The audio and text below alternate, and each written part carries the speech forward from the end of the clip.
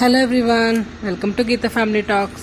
ఈ వీడియోలో నేను నా డైలీ మార్నింగ్ రొటీన్ మీతో షేర్ చేసుకుందాం అనుకుంటున్నాను. నేను కొన్ని డేస్ నుంచి ఆమ్లా జ్యూస్ అయితే మార్నింగ్ తాగుతున్నాను. సో అది ఎలా ప్రిపేర్ చేసుకోవాలో ఫస్ట్ అయితే చెప్తాను. నేను ఈ ఆమ్లా అయితే ఒక ½ kg వరకు ఆర్డర్ చేశాను. ఆ తర్వాత దానికి సరిపడా lemon and ginger and fresh curry leaves అయితే ఆర్డర్ చేశాను. ఇంట్లో ఉండే బట్ అది ఫ్రెష్గా లేదని చెప్పి నేను ఫ్రెష్గా కర్రీ లీవ్స్ అయితే ఆర్డర్ చేశాను. ఫస్ట్ ఈ ఆమ్లాని చిన్న చిన్న పీసెస్గా ఇలా కట్ చేసి పెట్టుకోవాలి. నీట్గా వాష్ చేయాలి. ఫస్ట్ ఒక 2-3 టైమ్స్ వాష్ చేసి ఆ తర్వాత చిన్న చిన్న పీసెస్గా కట్ చేసుకోవాలి. ఇలా గింజలు అవేమీ లేకుండా నీట్గా కట్ చేసుకున్న తర్వాత వాటిని పక్కన పెట్టుకోవాలి. ఆ తర్వాత అందులో యాడ్ చేయడానికి నేను జింజర్ అయితే తీసుకున్నాను. ఈ ఆమ్లాకి ఇలా నాకు అంటే మీ టేస్ట్ని బట్టి మీరు ఎక్కువ యాడ్ చేయాలనుకుంటే చేసుకోవచ్చు. నేనైతే ఇలా ఒక 3 to 4 పీసెస్ చిన్నవి అయితే యాడ్ చేసుకున్నాను.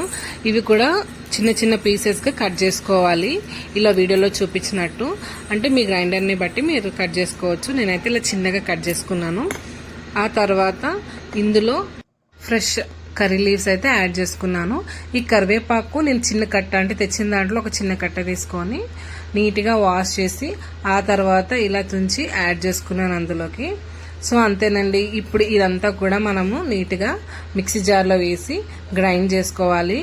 గ్రైండ్ చేసుకున్న తర్వాత ఇది ఒక మంచి పేస్ట్ లా వస్తుంది. సో ఈ వీడియోలో చూపిస్తున్నట్టు పేస్ట్ అయితే వచ్చింది.